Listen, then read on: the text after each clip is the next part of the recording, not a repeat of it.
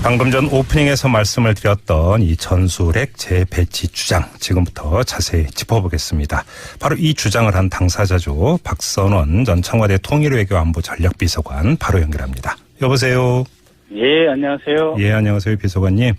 자, 네. 전술핵 재배치 주로 보수 쪽에서 주장을 해왔던 건데요. 어떤 이유로 주장을 하신 거예요? 저는 이 전술핵 재배치만을 주장한 것이 아닙니다. 예, 예. 북한의 전략군 사령부가 괌을 향해서 4개의 핵탄두를 장착한 미사일을 발사하는 훈련을 할 수 있다. 네. 그리고 그 훈련을 할 거냐 말 거냐는 김정은에게 8월 중순에 보고해서 그 결과대로 이행을 할 거다. 이 발표를 중시하고 있습니다. 예, 예. 그러니까 이제 무슨 이야기냐면 북한이 핵과 미사일을 실전 배치뿐만이 아니라 향후에 우리 대한민국을 향해서 어떻게 기존 재래식 무기와 혼합해서 사용할 것인가라고 하는 예. 새로운 전략과 작전 개념을 지금 개발하고 있는 단계다. 이렇게 보고 있고요. 네네. 그리고 그 주장, 즉 괌을 향해서 4개의 미사일, 핵미사일을 발사하겠다라고 하는 것은 우리 안보의 가장 중요한 2개의 핵심 축, 즉 미국의 핵 우산을 무력화시키겠다는 것과 예. 북한이 남침을 했을 때 미군의 증원 전력이 들어오는 것을 차단하겠다라고 하는 것이거든요. 예. 그러니까 괌을 때림으로써 괌에서 북한을 공격할 수 있는 핵자산의 이동을 봉쇄해서 핵 우산을 없애버리고 네. 그 뒤에 미국에서 오는 증원 전력 차단하면 네. 북한은 우리 대한민국에 대해서 재래식 무기와 핵무기로 공격할 수 있는 시간과 기회를 갖게 되는 거거든요. 네네. 그래서 이것을 막기 위한 조치가 필요하다라고 하는 주장을 저는 하는 것입니다. 알겠습니다. 지금 비서관님께서 이렇게 쭉 종합적으로 말씀을 해주셨으니까 좀 몇 갈래로 나눠서 추가 질문을 좀 드려야 될 것 같은데요. 첫째, 예. 이 북한이 이제 괌을 포위 사격할 수 있다라고 하는 어떤 이런 주장, 전문가들 저희하고도 여러 차례 인터뷰를 했는데 많은 분들은 말싸움 차원의 공포탄 이렇게 분석을 하던데 비서관님은 그렇게 안 보시나 봐요? 말싸움 차원의 공포탄이라고 하는 거는 외교적 측면에서 그렇게 해석을 할 수가 있습니다. 예. 그러나 북한 전략군 사령부가 김정은에게 보고하겠다고 하면서 나온 이 말은 우리가 주의해서 들을 수밖에 없어요. 왜냐하면 그동안 북한이 말폭탄으로 많은 엄포를 놓았는데 그중에 상당수는 행동으로 옮겼거든요. 그런데 이번에 더욱 중요한 건 이들이 핵과 재래식을 배합한 새로운 작전 개념으로 우리 대한민국을 위협하려고 하는 계획을 짜고 있구나. 그 계획을 당장 이행한다는 것은 아니지만 적어도 그러한 새로운 군사 전략을 들고 나온다고 하면 우리는 그에 대한 대비를 해야 되는 거지. 말을 엄포고 이거 외교적인 수사에 불과하니까 저건 별거 아니다. 그렇게 봐서는 안 됩니다. 자, 잠깐만요. 그럼 여기서 이제 중요한 게 요번에 예를 들어서 그러니까 괌을 포위 사격을 직접 하든 안 하든 북한이 지금 새로운 전술 개념을 짜고 있다. 여기에 주목을 해야 된다는 말씀이시네요. 그러니까? 그렇죠. 북한이 지금 당장에 그런 전략 전술 개념을 갖고 있다고 해서 괌을 공격할 수 있겠습니까? 못하죠. 그러나 그러한 새로운 전략군 사령부의 개념을 가지고 소위 말해 우리도 대한민국도 북한이 전면 남침할 때 작전계획 5027 있지 않습니까? 그와 같은 작전계획을 저들이 지금 수립하고 있는 단계에 들어왔다. 다시 말해 핵무기를 쓸 수 있는 준비와 쓴다면 어떻게 써서 미군을 차단하고 우리를 어떻게 집어먹으려고 계획을 하고 있느냐. 그것에 대해서 지금부터 우리가 대비하지 않으면 안 된다라고 하는 거죠. 그러니까 이게 요번에 바로 쏘든 안 쏘든 그러니까 북한의 새로운 전략 전술 개념에 따르면 그러니까 한반도 핵 억지력을 담보하는 어떤 그 전략 무기가 괌에 배치돼 있는데 만에 하나라도 이것을 만약에 북한이 무력화하려고 한다고 하는 것을 상정을 해서 그럼 우리도 거기에 대응을 해야 된다. 이런 취지로 그러니까 전술핵 재배치를 말씀을 하신 거 이렇게 이해를 하면 되는 거죠? 그렇습니다. 우리가 만약에 우리는 대한민국이 스스로 핵무장을 해야 된다라고 주장을 한다면 한반도 비핵화 공동선을 비롯해서 우리 모든 안보 전략 개념이 통째로 바뀌는 거죠. 그렇지만은 이제 전술핵 정확히 말하면 재반입을 통해서 단기간에 재반입을 통해서 북한이 우리를 핵으로 위협할 때 우리도 원하는 시간 원하는 장소에 이후 이런 날씨와 상관없이 즉각적으로 대응할 수 있다라고 하는 기본 능력을 갖춘 전제 위에서 우리가 핵 협상을 해 나가야 된다 이런 겁니다. 알겠습니다. 자, 그런데 또 이제 이 전술핵 재배치 주장이 나왔을 때 반대쪽에서는 어떤 그 반박을 했냐면 이게 한반도 비핵화 선언이라든지 핵확산 금지 조약 여기에 위배되는 것이다. 그리고 이런 만약에 움직임이 현실화된다면 북한의 핵 보유의 정당성을 인정해주는 꼴이 되어버린다. 이렇게 주장을 해왔거든요. 이 점은 어떻게 보세요? 그러니까 한반도 비핵화 공동선을 함으로써 우리 대한민국이 갖고 있던 미군과 함께 갖고 있던 전술핵을 뺐지 않습니까? 그랬죠. 이미 네. 수십 년 전에 뺐는데 다시 들여온 거는 북한이 핵 위협, 핵무장과 그를 통한 우리 대한민국 위협하고 있기 때문에 우리가 방어적인 조치가 필요하다. 네. 그리고 우리 스스로 핵무장은 바람직하지 않기 때문에 네. 2년 정도 단기적으로 한시적으로 재반입해서 북한의 어떤 그걸 사용하고 싶어 어떤 욕구 이런 것을 억제하는 전제하에 네. 차분하게 대화로 들어갈 수 있는 대승한 입장에서 대화로 들어갈 수 있는 문을 열어야 된다 이런 주장입니다. 전술핵 재배치라고 하는 게 바로 대화를 끌어내기 위한 하나의 유인 효과 여기에 이제 주목해야 된다는 말씀이신데요. 북한의 새로운 군사 전략 대응과 함께 네.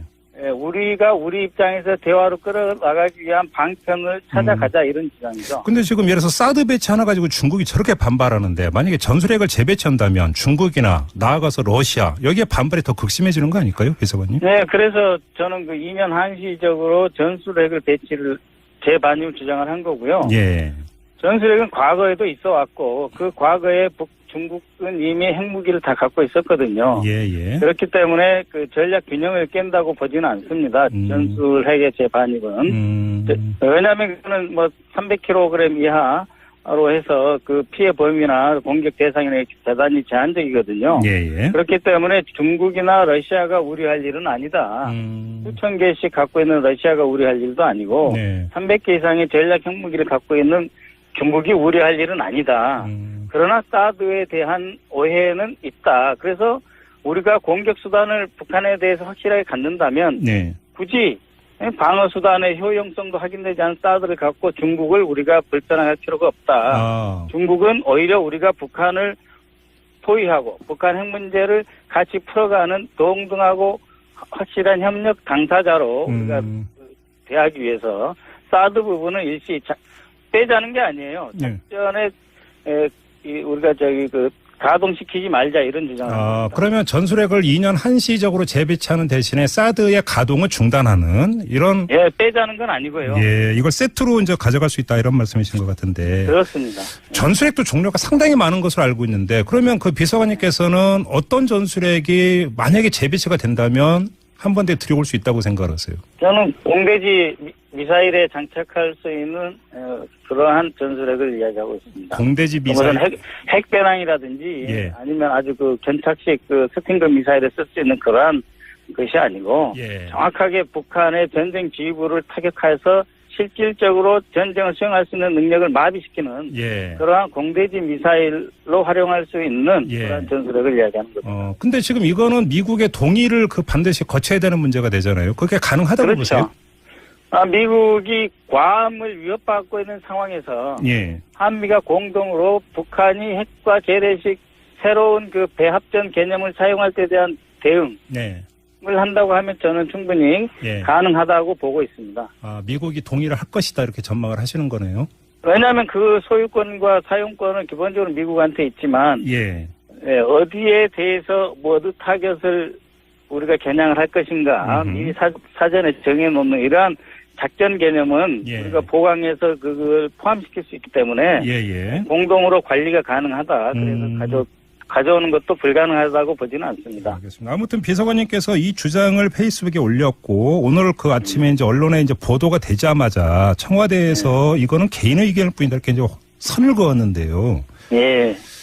아무래도 이제 비서관님과 문재인 대통령과의 어떤 인연이라고 할까, 이 관계를 이제 의식을 해서 선을 그은 게 아닌가, 이게 좀 일반적인 해석인 것 같은데, 그런 건, 정확히 말씀드리면은, 청와대와 교감이 있다든지, 제가 정부에 보고했다든지 그런 건 없습니다. 그래서 청와대 입장에서는 당연히 저 개인의 견해라고 말씀하시는 것이 옳고요.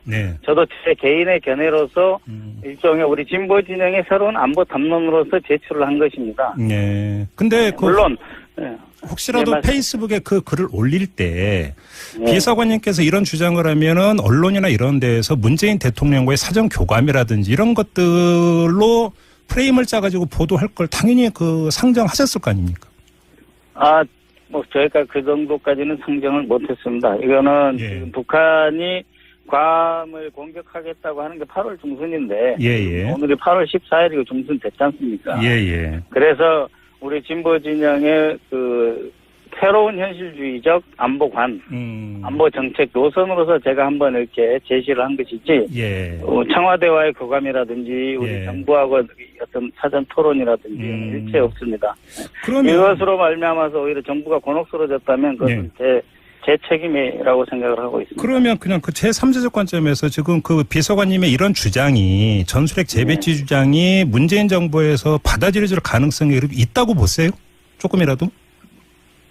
조금이라도 있다고 보지는 않지만 그러나 우리 그 진보적 현실주의적 관점 그러니까 국제 정치에서의 진보적 현실주의가 얼마나 그 우리 대한민국의 안보에 책임지는 자세를 갖고 있느냐라고 하는 것, 그다음에 북한의 위협을 얼마나 심각하게 보고 있느냐라고 하는 것, 그다음에 또 한 가지는 비록 강한 의회의 주장을 하지만 그 속에서 결국은 대화를 통해서 해결을 해야 된다는 것을 기본적으로 뒷받침하고 있다는 것. 저는 이것을 더 강조하고 싶습니다. 근데 왜냐하면 제가 이런 질문을 왜 드렸냐면 논리적으로 볼 때 지금 그 비서관님께서는 북한이 새로운 전략 전술 개념을 짜고 있다. 대단히 중대한 지금 터닝 포인트에 와 있다. 이런 진단이잖아요. 그리고 그리고 거기서 그렇다면 여기에 대응할 수 있는 카드가 전술핵 재배치라고 이제 확신을 하는 건데. 만약에 한반도의 안보를 중시를 한다면 그리고 북한이 새로운 전략 전술 개념을 짜고 있다면 오히려 비서관님께서 앞장서서 현 정부에 건의를 하고 요구를 해야 되는 거 아닙니까 그러면? 그 정도로 이렇게 논의를 깊이 들어갈 지금 상황은 아직은 아니라고 봐요. 왜냐하면 지금 북한이 그것을 지금 추구하고 새로운 그 군사 작전 개념을 지금 수립하고 이렇게 논의하는 단계에 있는 것으로 저는 느끼지만 그러나 아직 뭐 북한이 그렇다고 해서 당장 내일 모레 쏠 징후가 있는 건 아니기 때문에 그걸 건의해서 지나치게 정부가 어떤 그 마치 전시 직전 단계의 어떤 대비를 하는 것처럼 제가 건의를 한다든지 이런 것은 꼭 옳다고 보진 또 않거든요. 알겠습니다. 그럼 그 비서관님께서 또 제안한 내용 중에 하나가 대북 정치 심리전 공격을 그 제시를 하셨는데 근데 이게 이제 문재인 대통령의 이른바 베를린 구상의 후속 조치 가운데 하나가 뭐였냐면 군사분계선에서의 어떤 그 군사적 긴장을 고조시키는 일체의 적대 행위 금지였거든요. 대북 심리전하면 가장 먼저 떠오르는 게 대북 확성기 이런 문제 아니겠습니까? 그럼 이거 좀 배치되는 주장 아닌가요? 문재인 정부의 지금 그 방향과는? 저는 이제 베를린 선언에서 이미 대통령께서도 말씀을 하셨습니다. 그러니까는 북한이 선택을 해라. 더 이상 도발을 하지 말고 대화로 들어오면 우리가 베를린 선언에 입각해서 대화를 통해서 북한과 새로운 미래를 설계할 수 있다. 그러나 도발을 지속적으로 한다면 우리는 그것에 대해서 강력하게 대응할 수밖에 없다라고 하는 것이 베를린 선언이라고 저는 이해를 하고 있습니다. 그러니까 일방적으로 대화만 강조한 것은 아니고요. 대한민국의 안보를 책임지는 최고 통수권자로서 강원 모두를 말씀하셨다. 압박과 대화와 제재 또 새로운 그 무엇도 가능하다라고 하는 상황의 변화에 따라서 우리 대한민국 정부는 새로운 위협에 대해서 새로운 대응을 할 수 있는 권리와 정책 수단을 개발할 수 있는 능력이 있다. 이런 관점에서 현재 북한을 다루고 있지 않는가 이렇게 보고 있어요. 알겠습니다. 아무튼 그 비서관님께서 제기한 북한의 새로운 전략 전술 개념이라는 것은 중요한 어떤 점검 포인트인 것 같은데요. 나중에 좀 기회가 되면 다시 한번 인터뷰 모시고 이 문제는 좀 더 심도 있게 논의를 진행을 하도록 하고요. 자, 오늘 인터뷰는 여기서 마무리하도록 하겠습니다. 고맙습니다, 비서관님. 네, 고맙습니다. 지금까지 박선원 전 청와대 통일외교 안보 전략 비서관이었습니다. 덤 포드, 그 미 합참의장, 해병대 대장 출신이죠. 초강경파. 어떻게 보세요? 지금 한중일 3국을 준방한다면서요? 합참의장이 실제로 전쟁으로 북핵 문제를 풀고 났던 북한을 선제 공격, 전쟁까지 갈 수 있는 선제 공격을 할 요량이라면 여기를 안 오죠. 온다는 것 자체가 북한한테 겁을 주고 또 북한의 태도 변화를 유도하기 위한 일종의 퍼포먼스라고 봅니다. 이렇게 합참의장이 한국이나 이렇게 한중일을 방문한 경우가 그렇게 흔한 일은 아닌가요? 그렇죠. 그러니까 물론 표면적으로 생각하면은 합참의장이 직접 현장에 나왔다. 예. 이거 좀 큰일 났구나 하는 식으로 생각하기가 쉬운데 한 번만 더 뒤집으면 이거는 그 북한한테 군사적인 조치도 할 수 있다는 메시지를 보내지만 예. 그러나 북한이 태도를 조금만 바꾸면은 얼마든지 우리가 미국이 예. 정책을 바꿀 수 있다는 메시지를 이제 우리 한국과 중국, 일본한테 전달하기 위해서 오는 거라고 생각합니다. 예. 그런데 비행기 안에서 이런 얘기를 했다 그러더라고요. 전쟁 없이 이 상황에서 빠져나오는 것을 기대하고 있다. 바로 그거예요. 그러니까 뿐만 아니라 지금 매티스 국방장관까지도 예. 모든 군사적 옵션은 다 준비가 돼 있고 그러지만 결국 이 북한 문제, 북핵 문제는 평화적으로 해결돼야 된다 하는 얘기를 하지 않았어요? 예. 또 트럼프 대통령마저도 오전에는 화염과 분노 뭐 이런 얘기를 했다가 모든 군사 작전은 다 장전 완료다. 장전돼 있다 하는 얘기까지 했는데 그리고 오후에는 다시 또 나만큼 평화적인 해결을 바라는 사람도 없다 하는 또 그 트위터를 또 날렸다는 거 아니에요? 헷갈려요, 우리 국민들은. 그러니까 사실은 대통령의 말은 바로 그게 정책입니다. 그래서 대통령의 연설문을 쓰는 사람이 사실은 정책 결정권자나 다름없다는 그런 얘기도 있어요. 예.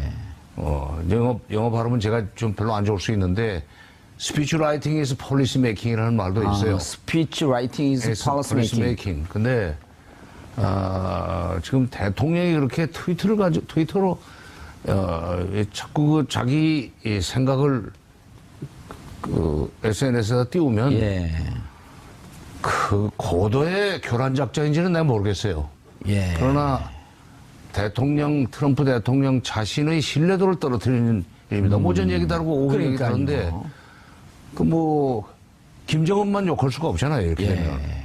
김정은을 예측할 수 없는 사람이라고 다들 얘기를 하면서 미국이 그렇기 때문에 확실하게 관리를 해야 된다고 주문하는 것이 보수적인 생각을 가지고 있는 사람들의 이제 바람인데 지금 김정은 못지않게 예측할 수 없는 사람이 트럼프라는 사실.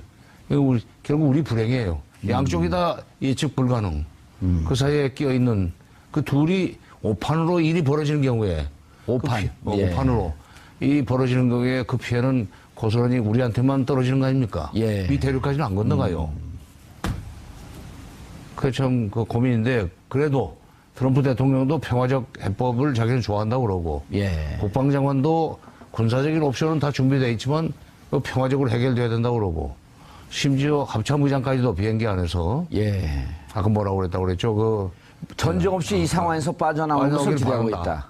김정은한테 보내는 메시지입니다. 그러니까 우리도 그렇게 말하자면 그 전쟁 아닌 방식으로 문제를 풀기 위해서 방향을 틀 준비가 돼 있으니까 북한도 너무 그렇게 미국의 퇴로를 차단하지 마라. 미국이 군사적인 옵션을 쓸 수밖에 없는 그런 상황을 만들지 말라는 경고예요. 그러니까 난 아마 지난 주말 이번 주 초로 해서 그동안에 말폭탄이 이렇게 그야말로 마주보고 달리는 기차처럼 그 속도를 냈었는데 조금 주말을 전후로 해서 이 전환점이라고 할까 분기점이 생기지 않았나 생각입니다.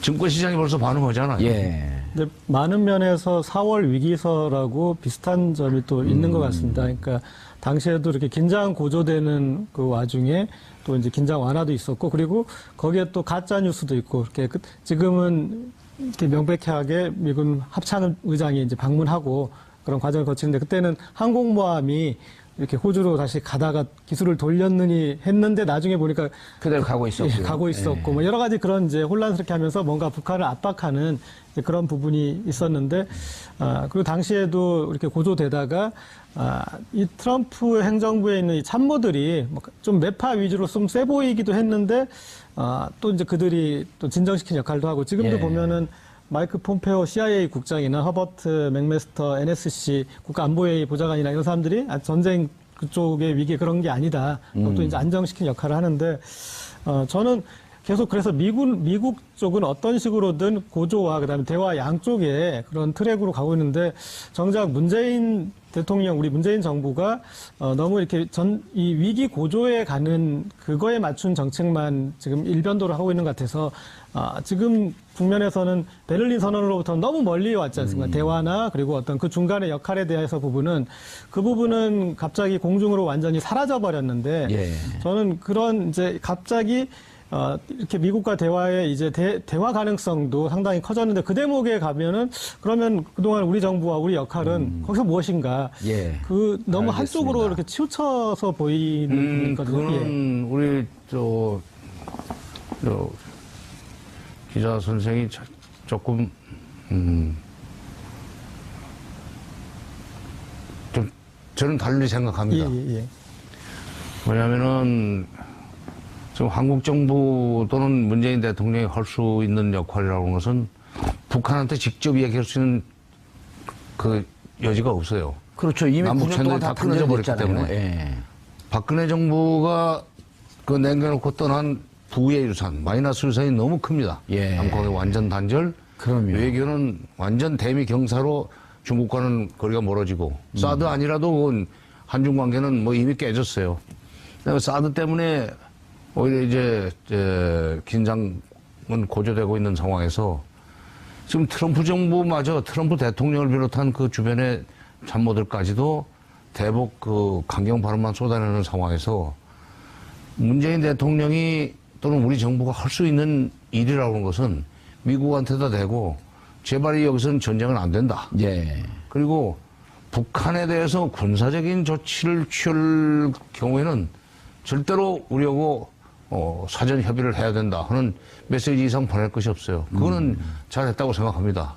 그러니까 휴가 갔다 와서 바로 트럼프 대통령하고 통화하면서 제일 먼저 전쟁은 절대로 안 된다는 얘기 했다는 거고, 그다음에 지금 합참의장 만나서도 그 얘기는 할 거예요. 예. 또 그 얘기는 결국 어떤 거하고 연결이 되냐면 그런 군사적인 옵션은 말로서는 가능하지만 실제로 쓸 때는 반드시 우리하고 협의를 해야 된다. 우리 땅 아니냐 말이야. 북한을 치는 거지만 북한이 한 대 맞고 끝나지 않아요. 반드시 반격합니다. 그렇게 되면은 6.25 이상의 피해자가 나온다는 계산은 이미 94년에 북한 영변을 폭격하려고 할 때 나왔던 계산입니다. 그렇죠. 그때는 미국 항모까지 다 들어와 있었죠. 그렇지. 예. 그러니까 그때는 영변에 핵단지 하나밖에 없을 때도 수백만 명, 6.25 때보다도 훨씬 많은 숫자의 인명살상이 예상된다고 해서 함부로 미국이 팔을 못 벌렸는데, 이거 뭐 작년 11월 중순에 그 당시에 국방장관이었던 윌리엄 페리 장관이 한국에 와서 했던 얘기가 있어요. 미국 군사정보 당국에서 북한이 그동안에 어찌됐건 핵무기를 10개 내지 20개 개발했다고 해놓고 그걸 치겠다는 게 이게 말이 안 된다. 지금 그 핵무기가 지상에 노출되어 있는 것도 아니고 예. 지하에 숨겨져 있을 텐데 그게 어디 있는 줄 알고 정밀 타격한다는 얘기냐. 말이 되는 소리를 하라. 내가 94년에도 바로 그 계획을 세웠던 사람이지만 미국이 선제 타격을 하는 경우에 북한이 반드시 반격할 거고 결국 그들이 두 곳으로 문재인 서울 불바다가 불을 보듯이 뻔한데 그래서 겁나서 못했다. 근데 지금 말을 너무 쉽게 한다. 지금 사람들은. 예. 그때 이제 오바마 정부 말년입니다만은 오바마 정부 말년에 한쪽에서는 다음 정부에서는 자기 정부는 뭐 그때 공화당으로 넘어간다고 다 예상이 됐던 시절인데 그때 한쪽에서는 이제 오바마 정부의 전략적인 데는 실패했으니까 대화와 협상으로 문제를 풀어라 하는 권고가 나가고 있을 때입니다.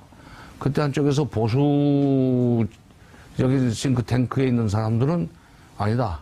선제 타격으로 문제를 해결해야 빠른 시간 내에 문제 해결이 된다. 이런 식으로 얘기를 할 때 바로 한국에 왔던 윌리엄 페리 장관이 택도 없는 소리다. 그러니까 지금 미국에서 큰 소리 치고 뭐 그다음에 또 미국의 언론들도 다시 선제 타격을 뭐 해서 문제를 빨리 끝내야 된다고 하는 얘기들을 하는 전문가들이 있다는 게 보도가 막 나오고 있어요. 예. 안 되는 일입니다. 그게 해서는 안 되는 일이 아니라 해봤자 안 되는 일이에요, 그게. 절대로 해서는 안 되고, 그럴 경우에 그걸 막을 수 있는 것은 우리밖에 없어요. 가장 큰 피해를 입을 대한민국의 국민을 대표해서 대통령이 강력하게 수시로 미국 대통령이 됐건 국방장관이 됐건 국무장관이 됐건 또는 안보실장은 안보부 장관한테 각각 자기의 카운터파트가 있잖아요. 예. 이거 얘기를 해야 돼요. 전자력이 안 된다. 그리고 아까 그 기자는 대통령이 역할을 제대로 못했다고 그러는데 그 대통령 혼자 하는 게 아닙니다. 온 언론이 들고 일어나야 돼요. 보수에서부터 진보까지. 일본은 이런 일이 생기면 보수에서 진보까지 전부 국가 이익을 키우는 쪽에서 얘기들을 합니다. 그게 우리하고 일본하고 차이예요. 우리는 어떻게 보면은 정부를 어렵게 만들기 위해서 위험한 얘기를 막 하고 정부가 뭐 아무것도 안 한다고 핀잔 주는 것까지는 좋아요. 마치 그쪽에서 무책임하게 나오고 있는 얘기가 기정사실인 것처럼 보도를 하면 어떻게 합니까? 예. 장관님, 해서는 안 되는 일이라고 하는 말씀은 우리 국민 모두가 동의하고 그런데 방금 말씀하신 해봤자 안 되는 일이다. 핵이 어디 있는지도 모르고 그렇다고 한다면 정밀 타격도 안 되고 전면전 하자는 얘기 아니냐 이런 말씀이신가요? 아니면 해봤자 안 되는 일이다라고 하는 걸 실제 우리 시청자나 국민들은 여기저기서 워낙 다양한 정보가 쏟아지기 때문에 그러니까 아까 그 정밀 타격은 예. 할 수 없다는 얘기입니다. 정밀 타격하겠다고 때리지만 그게 바로 그 지점 밑에 땅속에 핵무기가 숨겨져 있어야 되는 거 아니에요.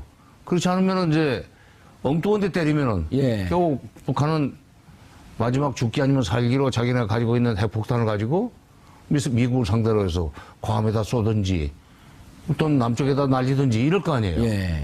그러니까 북한이 두 번째 한 대 맞고 할 수 있는 여러 가지 옵션을 생각하면은 미국도 감히 그 판국으로 들어갈 수가 없기 때문에 미국이 그런 어리석은 판단은 안 하려는 얘기입니다. 예. 네. 이제 우당탕탕 한번 이제 정신을 차리고 되돌아보면 북한이 화성 14호 1호 1차, 2차 두 번째 실험을 했었단 말이에요. 처음에는 고각도 발사 2,800km까지 올라갔었고 두 번째 3,700km까지 올라갔었는데 두 번째 3,700km까지 올라갔을 때 그때부터 미국이 무척 예민하게 반응을 하면서 안보리를 긴급하게 소집을 했었거든요. 네. 그러면서 이제 나왔던 언론의 해석들이 본토를 겨냥하는 것은 지난 진주만 역사, 그다음 9.11 테러의 역사까지 들먹이면서 본토를 공격한다고 하는 것에 대해서는 미국이 절대로 용납하지 않는다. 가만두지 않을 것이다. 이렇게 분석이 쭉 나왔거든요. 초기에 그랬었죠. 예. 그러니까 초기에 그 7월 4일 날입니까? 7월 4일 날 시험 발사했던 것은 실제로 이제 제대로 각도를 잡아서 쏘면은 8,000km 날아갈 정도니까 미국의 그 칼리포니아 샌프란시스코 정도 도달하는 거리였다고 봐요. 예. 그렇게 평가가 나왔죠. 그렇죠. 그렇게 나왔었죠. 근데 이제 두 번째 쏜 것은 7월 그러니까 28일 날 쏜 것은 이게 각도를 지금 고각으로 쏴서 그렇지 제대로 미사일 쏘는 식으로 쏘면은 10,000km 나온다. 예. 10,000km면은 미국의 중북부 그러니까 시카고까지 도달한다. 예. 심지어는 뉴욕이나 워싱턴까지도 사정거리가 될 수 있다 이런 얘기가 나왔었죠. 12,000km 정도 되죠. 예. 근데 초기에는 그렇게 해서 그것이 굉장히 위협적인 것처럼 얘기를 해가지고 우리를 놀라게 하고 미국도 놀라게 만들었습니다. 이른바 군사 정보 분석하는 사람들이. 근데 내 기억에 좀 그저께 저녁에 뉴스였나? 이게 날아가서 떨어지는데 보니까 대기권으로 들어오면서 그 미사일이 처음에는 반짝반짝 보여야 되는데 그 다음에 사라지고 없다. 그 얘기는 지금 대기권으로 들어오면서 고열을 견디지 못해서 거기서 소멸됐다. 분해되고 말았다 하는 그런 식의 이제 분석을 또 내놨어요. 예. 그러면은 별것이 없다는 얘기지. 더구나 대기권 재진입 기술은 아직 성공하지 못했다. 그러니까 대기권 재진입 기술이 없으면 미국은 겁날 거 없습니다. 응? 그러니까 그 기술까지 갖추어졌다면은 미국이 진짜 긴장을 해야 되는 거고 또 하나는 지금은 그냥 미사일만 쏘았단 말이에요. 예. 근데 거기다가 미국을 진짜 위협하려면 500km, 600km 내지는 1000km까지 나가는 핵탄두를 장착해가지고 쏘야 되는데 그랬을 경우에 그 무게 때문에 과연 그 정도 거리를 내거나 또는 그 재진입할 때, 대기권으로 재진입할 때 별 일이 없이 지나갈 수 있겠는가. 그것은 전혀 별개의 문제고 아직은 그 단계까지 안 갔기 때문에 미국도 지금 말폭탄을 쏟아내는 그게 최근에 나온 정보예요. 예. 저도 뭐 텔레비에서 봤습니다. 그러니까 이게 날아가다가 대기권 들어올 때 벌써 이 점이 없어지기 시작하는 거야. 소멸해 버렸어요. 그거는 말하자면 분해돼 버렸다는 얘기고 그렇게 되면 무기로서 가치가 없다는 얘기가 되는 겁니다. 그러더니 미국도 싹 틀더라고. 그러니까 예, 처음에는 북한의 일종의 허장성세에 끌려다니다가 분석을 잘 해보니까 별거 없구만. 아직은 그러니까, 아니다. 그러니까 그렇다면 북한을 겁주기 위해서 군사 얘기를 이제 그만해도 되겠구만. 이제는 살살 달래가지고 대화로 가자 하는 쪽으로 정책 전환을 하기 시작했다고 봅니다. 예, 그럴 가능성이 있을까요? 아니면 여전히 살아있는 그 북한 주 유엔 대사부와 뉴욕 라인이 살아있으면서 비공식 접촉을 계속 하고 있다고 보도가 나오지 않습니까? 비공식 접촉은 쭉 해왔고, 예. 그거는 거의 알려진 비밀 아닙니까? 예. 뉴욕에서는 항상 그런 식의 접촉을 해왔는데, 그 접촉에서 미국의 태도 변화를 유도하는 그런 식의 메시지를 미국의 태도 변화를 유도하는 메시지를 북한이 보내지는 않았을 거예요. 보내지는 않았는데, 미국이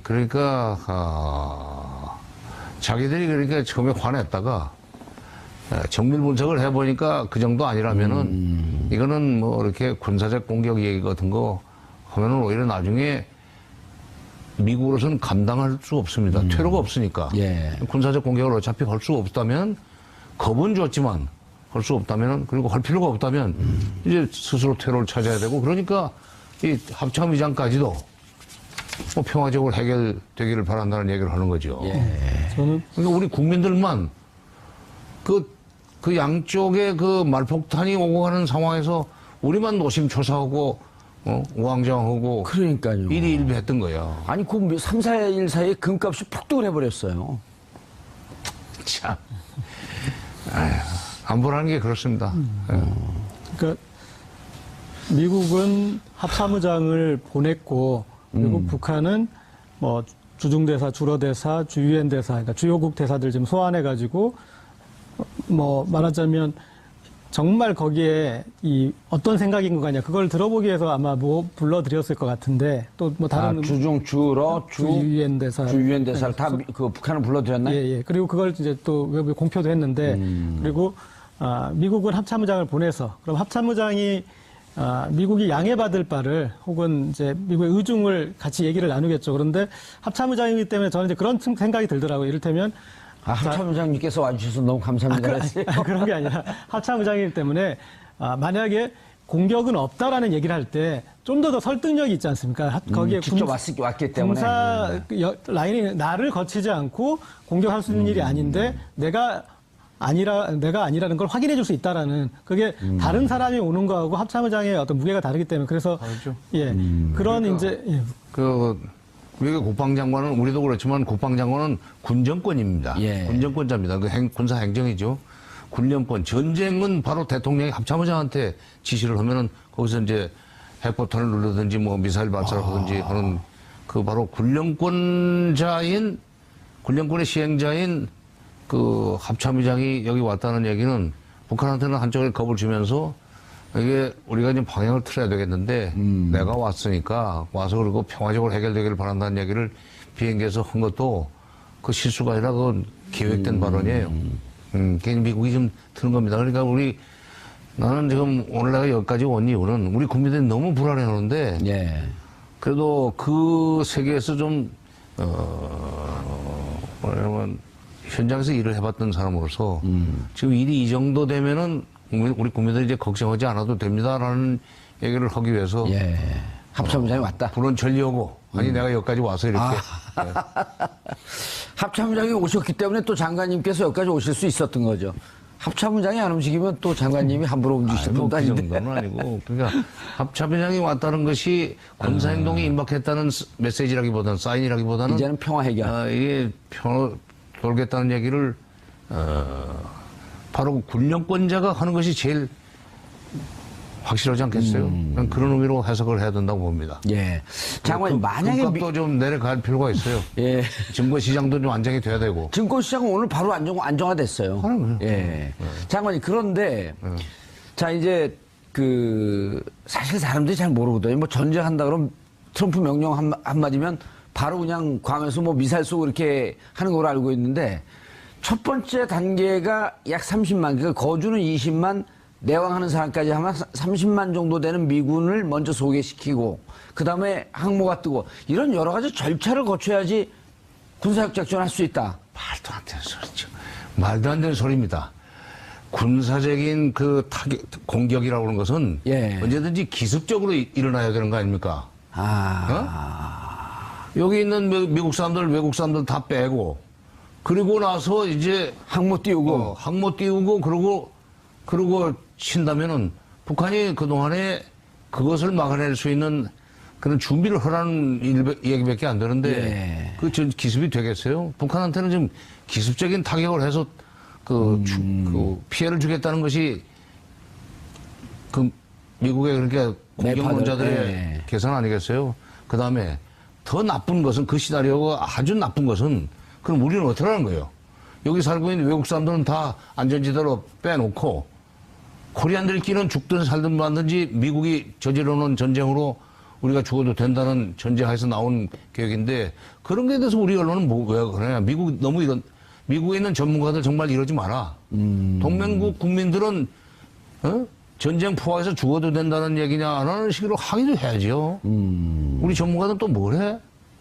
미국의 전문가들 얘기를 무조건 한국말로 번역해서 옮기기만 하지 말고 언론도 마찬가지요. 그럼 항의를 해야 돼. 미 언론은 느닷없이 전쟁 시나리오, 군사 작전, 뭐 3단계 세 가지 종류의 옵션 이런 등등을 계속 쏟아내고 있거든요. 글쎄, 언론까지는 나는 뭐 그렇게 소위 연루되어 있다고 보지는 않습니다만은 싱크탱크에 있는 사람들이 자꾸 군사 작전 가능성을 얘기하고. 싱크탱크에서 내놓으니까 언론이 받아주는 거 아니에요? 기사가 되는 거죠. 기사글을 주니까. 근데 싱크탱크는 솔직히 말해서 미국의 군산복합 채우고, 상당히 깊은 정도로 연계되어 있다고 생각합니다. 미국의 싱크탱크들이? 그러니까 미국 군산복합체라는 건 이제 무기 생산하는 사람들 아니에요? 무기 장사하는 사람들 아니에요? 이 사람들로서는 이 전 세계 긴장이 고조되고 분쟁 가능성이 높아지는 지역이 많아질수록 자기들 장사가 잘 되는 거 아니에요? 돈 버는 거 아닙니까? 그러니까 없는 것을 긁어부스럼 식으로 만들어가지고 무기 시장이 유지되도록 만들 수는 없지만 조금이라도 비빌 언덕이 있으면 그걸 키워서 최소한도 내년도 국방예산 편성하는데 국방예산이 가령 주한미군 내지는 중일미를 표현한 극동군, 괌을 포함해서 태평양 사령부 휘하에 있는 소위 군 부대의 예산이 삭감되지 않도록 하면은 군산복합체는 장사가 되는 거예요. 그러려면은 4월 예기설도 8월 예기설도 적절하게 학문적인 외피를 씌워가지고 돌릴 필요가 있습니다. 학문적 외피를 씌워서, 그러면 이제 전문가들의 말이라고 해서 학문적 외피를 쓰고 나면 언론도 보도 안 할 수가 없지. 그걸 보면 우리는, 이거 큰일 났구나. 우리도 내년 국방예산 늘려야 되겠네. 그리고 이럴 때 되면은 이런 남북대화는 다 걷어치우고 한미동맹을 강화해야만 그나마 피해를 줄일 수 있겠구나 하는 저희 국민 여론이라 그럴까 정서가 조성이 되죠.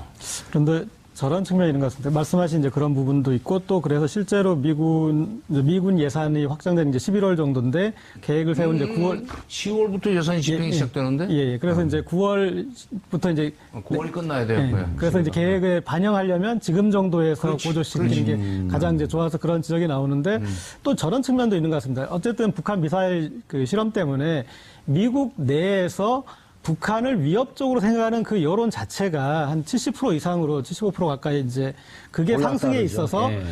미국의 이 언론들이 지금 국면에서 이런 거에 민감하게 반응을 할 수밖에 없는, 보도를 할 수밖에 없는, 그리고 왜냐하면 국민들이 지금 위협을 느낀 사안이기 때문에 그런 보도가 먹히니까 이렇게 지금 할 수밖에 없는 그런 부분도 있는 것 같습니다. 그리고 어떤 우리가 덩케르크 최근에 그 영화를 봤을 때 저는 충격적이었던 게 거기서 해안 철수할 때 영국군이 철수하는데 같이 싸웠는데도 프랑스군을 안 태워주더라고요. 끝까지 안 태워주죠. 예. 그래서 이제 그 어떤 이런 미묘한 심리에서 한미 관계 그 차이들, 그러니까 트럼프가 본심을 얘기하지 않습니까? 싸움은 거기서 나는 거다라는데 미국 국민들한테는 싸움은 거기서 나는 게, 그러니까 우리한테까지 오는 그 싸움보다는 거기서 끝나는 싸움이 더 낫다. 그래서 거기서 대화를 하던 싸우든 간에 그러니까 미국 국민의 일반 국민의 심리를 그런 언론도 대변하는 것일 텐데, 그들한테는 한반도에서 전쟁 자체는 그게 더 중요한 옵션, 그게 전쟁이냐 평화가 더 중요한 옵션이 아니라 미국으로 오기 전에 예. 거기서 끝나느냐가 더 중요하기 때문에 그들이 지금 그런 오버하는 보도를 하는 것들은 전 좀 약간 맥락적으로는 이해가 가는 측면이 좀 있습니다. 예. 그 장관님, 방금 말씀하신 그 학문적 외피를 씌운다. 그럼 군산 복합체와 싱크탱크와는 평상시에 유기적 관계가 있다 이렇게 보시는 건가요? 뭐 그렇게 직접적으로 이렇게 그 사람들이 무슨 후원을 한다든지. 그러지는 않을 거고. 예.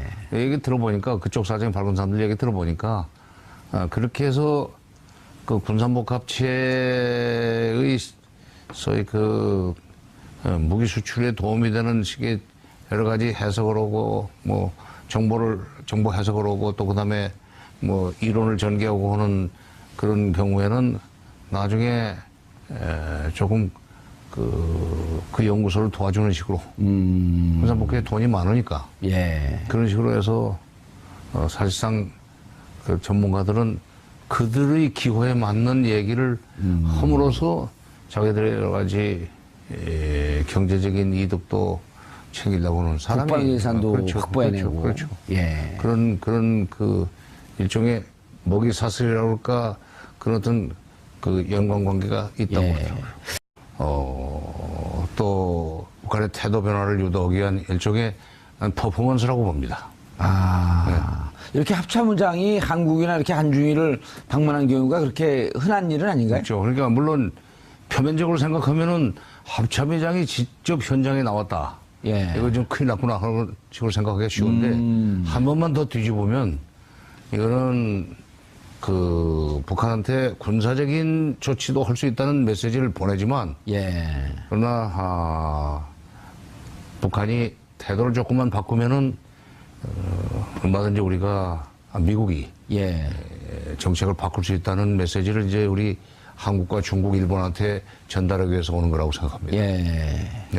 그런데 비행기 안에서 이런 얘기를 했다 그러더라고요. 전쟁 없이 이 상황에서 빠져나오는 것을 기대하고 있다. 바로 그거예요. 그러니까 뿐만 아니라 지금 매티스 국방장관까지도 예. 모든 군사적 옵션은 다 준비가 돼 있고, 그러지만 결국 이 북한 문제, 북핵 문제는 평화적으로 해결돼야 된다 하는 얘기를 하지 않았어요? 예. 또 트럼프 대통령마저도 오전에는 화염과 분노 이런 얘기를 했다가 모든 군사 작전은 다 장전 완료다. 장전돼 있다 하는 얘기까지 했는데, 그리고 오후에는 다시 또 나만큼 평화적인 해결을 바라는 사람도 없다 하는 또 그 트위터를 또 날렸다는 거 아니에요? 헷갈려요, 우리 국민들은.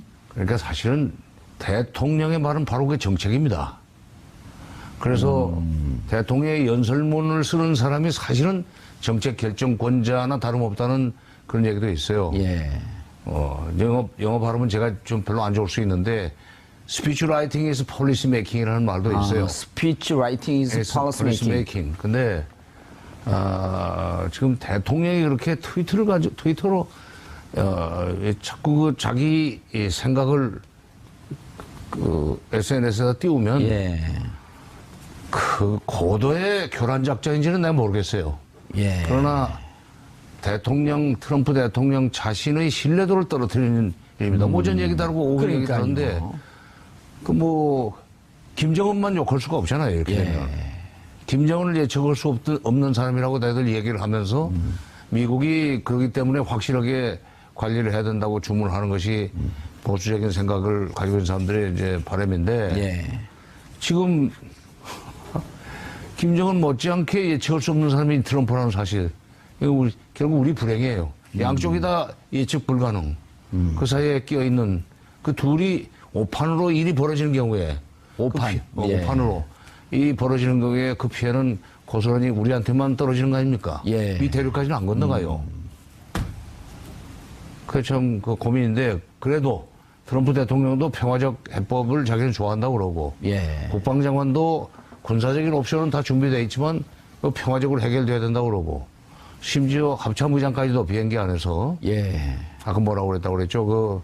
전쟁 없이 이 상황에서 빠져나오는 것을 기대하고 있다.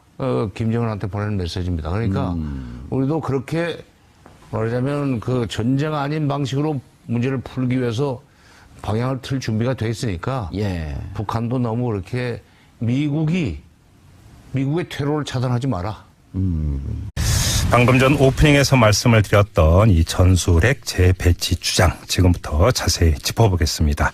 바로 이 주장을 한 당사자죠. 박선원 전 청와대 통일외교안보 전략비서관 바로 연결합니다. 여보세요. 예, 안녕하세요. 예, 안녕하세요, 비서관님. 자, 전술핵 재배치 주로 보수 쪽에서 주장을 해왔던 건데요. 어떤 이유로 주장을 하신 거예요? 저는 이 전술핵 재배치만을 주장한 것이 아닙니다. 예, 예. 북한의 전략군 사령부가 괌을 향해서 4개의 핵탄두를 장착한 미사일을 발사하는 훈련을 할 수 있다. 네. 그리고 그 훈련을 할 거냐 말 거냐는 김정은에게 8월 중순에 보고해서 그 결과대로 이행을 할 거다. 이 발표를 중시하고 있습니다. 예, 예. 그러니까 이제 무슨 이야기냐면 북한이 핵과 미사일을 실전 배치뿐만이 아니라 향후에 우리 대한민국을 향해서 어떻게 기존 재래식 무기와 혼합해서 사용할 것인가라고 하는 예. 새로운 전략과 작전 개념을 지금 개발하고 있는 단계다. 이렇게 보고 있고요. 네네.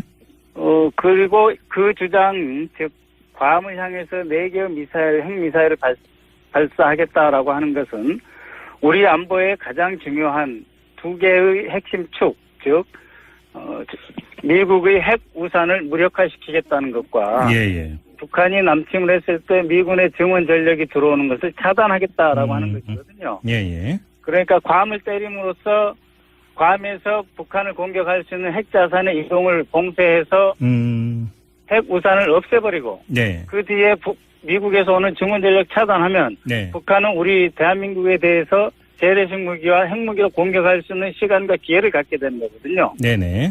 그래서 이것을 막기 위한 조치가 필요하다라고 하는 주장을 저는 하는 것입니다. 알겠습니다. 지금 비서관님께서 이렇게 쭉 종합적으로 말씀을 해주셨으니까 좀 몇 갈래로 나눠서 추가 질문을 좀 드려야 될 것 같은데요. 첫째, 예. 이 북한이 이제 괌을 포위 사격할 수 있다라고 하는 어떤 이런 주장, 전문가들 저희하고도 여러 차례 인터뷰를 했는데 많은 분들은 말싸움 차원의 공포탄 이렇게 분석을 하던데 비서관님은 그렇게 안 보시나 봐요?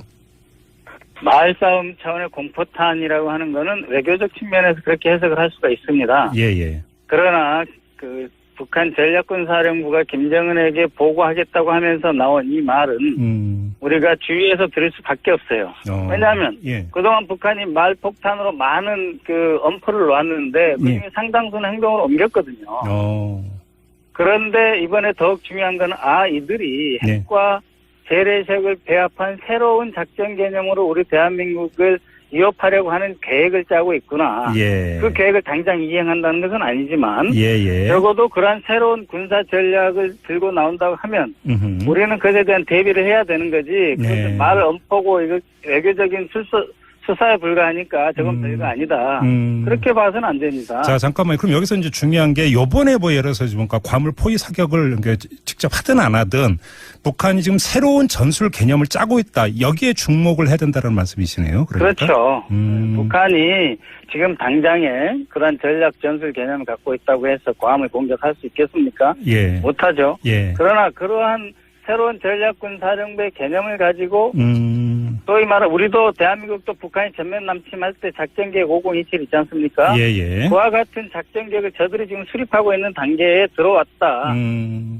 다시 말해서 핵무기를 쓸 수 있는 준비와 쓴다면 어떻게 써서 미군을 차단하고 우리를 어떻게 집어먹으려고 계획을 하고 있느냐. 예. 그것에 대해서 지금부터 우리가 대비하지 않으면 안 된다라고 하는 거죠. 그러니까 이게 요번에 뭐 바로 쏘든 안 쏘든 그러니까 북한의 새로운 전략 전술 개념에 따르면 그러니까 한반도 핵 억지력을 담보하는 어떤 그 전략 무기가 괌에 배치돼 있는데 만에 하나라도 이것을 만약에 북한이 무력화하려고 한다고 하는 것을 상정을 해서 그럼 우리도 거기에 대응을 해야 된다.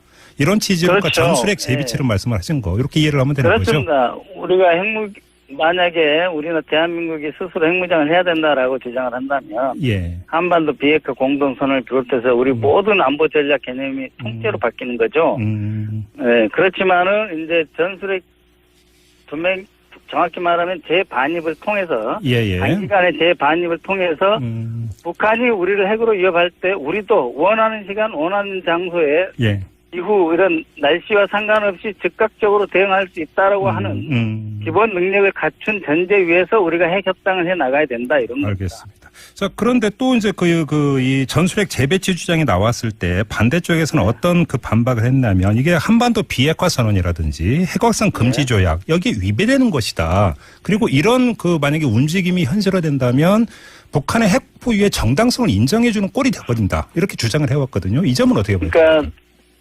한반도 비핵화 공동선을 함으로써 우리 대한민국이 갖고 있던 미군과 함께 갖고 있던 전술핵을 뺐지 않습니까? 그랬죠. 이미 수십 년 전에 뺐는데 다시 들여온 거는 북한이 핵 위협, 핵무장과 그를 통한 우리 대한민국 위협하고 있기 때문에 우리가 방어적인 조치가 필요하다.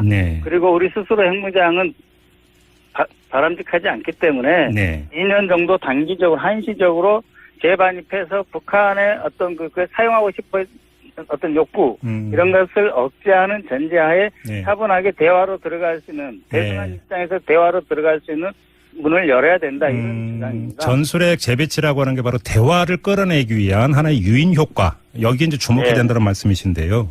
북한의 새로운 군사 전략 대응과 함께 우리가 우리 입장에서 대화로 끌어나가기 위한 방편을 찾아가자 이런 주장이죠. 근데 지금 예를 들어서 사드 배치 하나 가지고 중국이 저렇게 반발하는데 만약에 전술핵을 재배치한다면 중국이나 나아가서 러시아 여기에 반발이 더 극심해지는 거 아닐까요? 배석원님? 네. 그래서 저는 그 2년 한시적으로 전술핵을 배치를 재반입 주장을 한 거고요.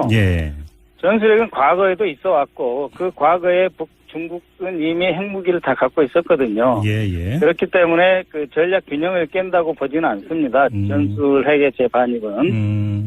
왜냐하면 그는 뭐 300kg 이하로 해서 그 피해 범위나 공격 대상이나 대단히 제한적이거든요. 그렇기 때문에 중국이나 러시아가 우려할 일은 아니다.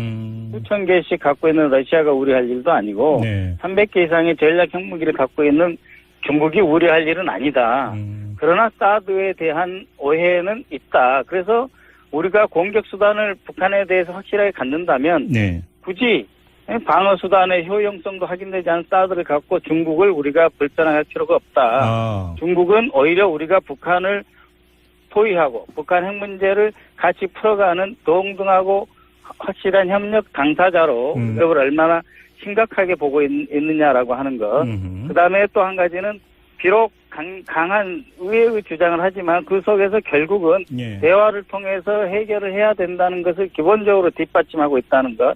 저는 이것을 더 강조하고 싶습니다. 근데 왜냐하면 제가 이런 질문을 왜 드렸냐면 논리적으로 볼 때 지금 그 비서관님께서는 북한이 새로운 전략 전술 개념을 짜고 있다. 대단히 중대한 지금 터닝 포인트에 와 있다. 이런 진단이잖아요. 그리고 그리고 거기서 그렇다면 여기에 대응할 수 있는 카드가 전술핵 재배치라고 이제 확신을 하는 건데 만약에 한반도의 안보를 중시를 한다면 그리고 북한이 새로운 전략 전술 개념을 짜고 있다면 오히려 비서관님께서 앞장서서 현 정부에 건의를 하고 요구를 해야 되는 거 아닙니까 그러면? 그 정도로 이렇게 논의를 깊이 들어갈 지금 상황은 아직은 아니라고 봐요. 왜냐하면 지금 북한이 그것을 지금 추구하고 새로운 그 군사 작전 개념을 지금 수립하고 이렇게 논의하는 단계에 있는 것으로 저는 느끼지만 그러나 아직 뭐 북한이 그렇다고 해서 당장 내일 모레 쏠 징후가 있는 건 아니기 때문에 그걸 건의해서 지나치게 정부가 어떤 그 마치 전시 직전 단계에 어떤 대비를 하는 것처럼 네. 제가 건의를 한다든지 이런 것은 꼭 옳다고 보진 또 않거든요. 예.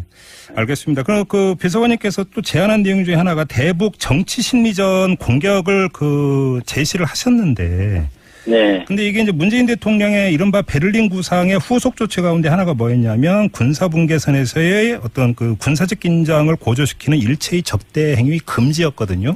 네. 대북 심리전 하면 가장 먼저 떠오르는 게 대북 확성기 이런 문제 아니겠습니까? 그럼 이거 좀 배치되는 주장 아닌가요? 문재인 정부의 지금 그 방향과는? 저는 이제 베를린 선언에서 네. 이미 대통령께서도 말씀을 하셨습니다. 그러니까는 북한이 선택을 해라. 더 이상 도발을 하지 말고 대화로 들어오면 네. 우리가 베를린 선언에 입각해서 대화를 통해서 북한과 새로운 미래를 설계할 수 있다.